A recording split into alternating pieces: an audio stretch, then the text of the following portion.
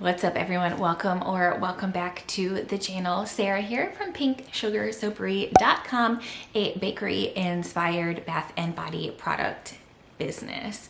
So today we are of course talking about handmade products. My business is 100% handmade by me, but more specifically we're getting our value from discussing core product lines and how they might be able to fit into your business and whether or not you really need them.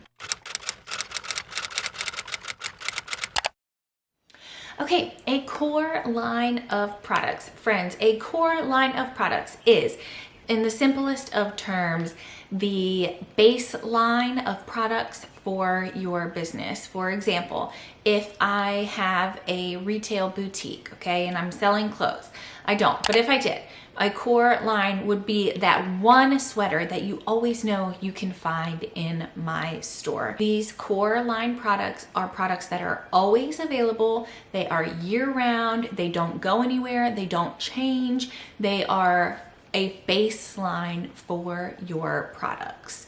And this is actually for a couple of different reasons. First, now, a core line of products is essential to all handmade businesses, contrary to what I previously believed, okay? When I started, I was like, whatever, I'm going for scarcity mindset. I'm planning limited releases. I want limited collections. I want something always to be new to keep me fresh in people's minds. But over time, I started to notice that really isn't the case. Yeah, of course, there is a place for collections. There is a place for limited releases, holiday scents or fragrances, you know, all of those kinds of things. There's always a place for that. But that should be built on top of your core line of products. Reasoning behind having this core line, first of all, would be to build brand consistency among your customers. Sure, a fun collection might put you at the front of, at the forefront of your customers or potential customers' minds, but having a core line of products will keep them coming back for something that they know and love. Okay. Second reason a core line of products is essential is because it helps build brand authority. Okay, so whether or not you are the face of your brand or your logo is the face of your brand, people are looking for things that they know, like, and trust, and having a core line can really help you out there because people come to know what to expect. Okay. So far we've covered what exactly a core line of products is and my mistake in thinking that they weren't important or were unnecessary to build a business. So what we're going to do now is figure out kind of how many things you should have in your core line and where does the line kind of blur between a core line and just every product everywhere. Okay. In my opinion, a core line should be a sampling of each category you offer. For example, in my business, I currently offer 4 categories. Later on down the road, of course, that is going to change. But just for now, as I've been rebranding and kind of relaunching and those sorts of things, right now I offer 4 categories. I have fizzing bath candy, which is like a bath soak type of product, freshly baked bar soaps, sweetened sugar scrubs, and whipped body frostings. Okay, those are my 4 categories. Now, in my opinion, okay, and what I personally do for my business is at this time, I have about 50% of each set of products as a core line product. Okay, so for example, my freshly baked bar soaps. Right now I'm offering 4 styles. Again, I'm going through my rebrand. I'm kind of remaking and relaunching and that sort of thing. So I don't have the, I guess product catalog would be the best way to describe it, that I had before. I'm very much more focused, okay? So I'm starting off my launch with 4 soaps. 2 of those soaps are going to be core line soaps. And the other 2 are just going to be, this is what I felt like making today, right? Not necessarily a collection, but they do fit in with my ideal customer and my brand aesthetic. So about 50% of each product catalog or each category is going to be a core line product. So here is my first example. This is my orange creamsicle soap. I absolutely love this soap and I think it turned out wonderfully. The orange just adds like a super nice touch. So again, not only do you want to make sure you have those core line products there, when choosing these products, you want to make sure that you're picking something cool, something fun, something, you know, exciting that people might want to come back for. But the caveat to that is you don't want to pick something so out there that you may not be able to recreate it, or you may not be able to create it consistently. Okay, so you don't want to pick the absolute most unique with the rare essential oil of, I don't know, whatever, because these core line products should be available at all times, okay? You should not run out or be out of stock on these core line products. Now, obviously, we don't live in a perfect world, so if that happens, you know, no big deal. But that's kind of like the good part about picking something that's unique, but not your rarest of formulas or using the rarest of ingredients, because you need to make sure that you always have those on hand. Now, let's move into whether or not your core line products change. Of course, there are two sides to this coin, okay? The short answer is no, your core line of products should not really change.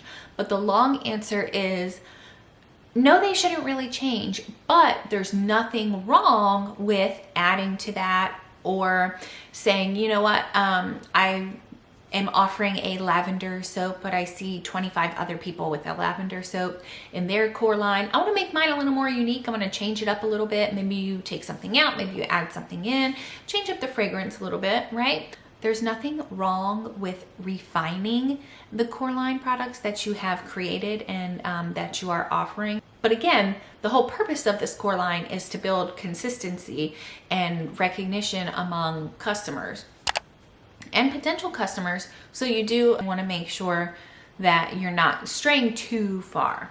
And of course, that's not to say, you know, in the future I might add another category. Well, that's going to add more products to my core line, and that's totally fine, right? We want to be growing.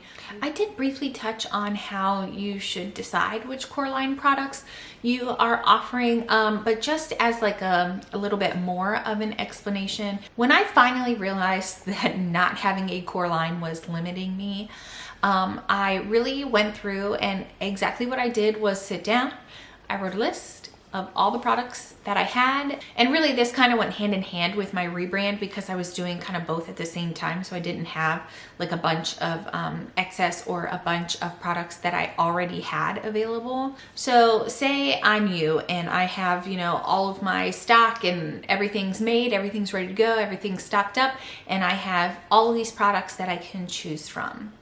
What I would do to select and pare down a core line, what I would do is sit down with a piece of paper and get ready to write, okay? That's where I would start. Then I would consider the color of the products, the fragrance of the products, and the kind of profit margin. In your core line, of course, you want to have a variety of fragrances. That one I'm just going to touch on super briefly because I really do kind of feel that that one is self-explanatory. But for your fragrances, make sure that you're picking something unique to your brand that follows your aesthetic. For example, I am now heavily niched into bakery inspired products.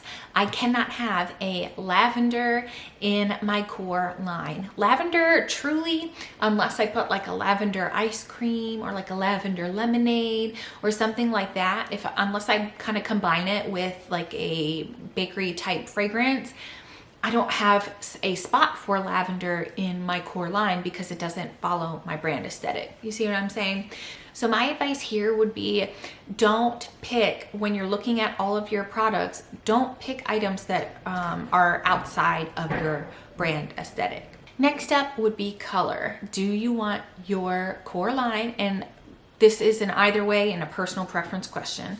Do you want your core line to be bright and colorful? Do you want your tones to be more muted? When selecting your items, keep that in mind to make sure that your core line is aesthetically pleasing. And finally, actually, I don't even know if I said this one before, but you want to take into consideration your variation of products. If you offer 5 different categories, so soap, bath bombs, bath soaks, candles, and wax melts, then you should have a little bit from each of those categories within your core line. Remember, this core line is a sampling of your offerings that is available at all times, okay? Essentially, an unlimited amount of this product should be available. So consider that. Think about your variations and how exactly you want everything to look. Okay, well, hopefully this video was organized enough for you guys. I normally have more of a script, but this video idea kind of came to me last minute, and I wanted to make sure that I filmed it. This is my second time filming it. I was having some like focus issues with my camera, so hopefully, I really hope that they were not happening during this video, because I don't know, filming it a third time I feel like might be a bit much. Okay, if you have any questions, definitely let me know down in the comments. I would love to answer them. And yeah, I think that's going to be it for me today. I will see you next Sunday at 11 a.m. Eastern Standard Time. Have a great day. Subscribe if you haven't already. Bye.